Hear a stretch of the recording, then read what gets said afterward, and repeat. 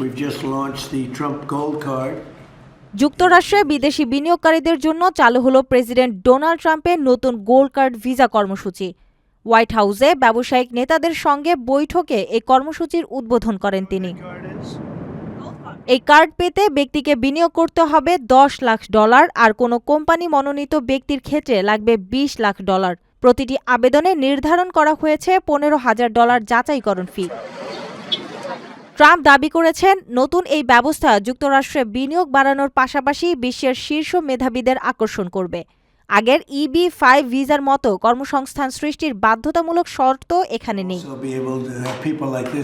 কর্মসূচিটি মূলত ধনী ও উচ্চ দক্ষ বিদেশিদের যুক্তরাষ্ট্রে আনার জন্য নতুন ধরনের গোল্ডেন ভিসা মডেল, যেটি যুক্তরাজ্য, কানাডা ও অস্ট্রেলিয়ার মতো দেশগুলোতেও প্রচলিত।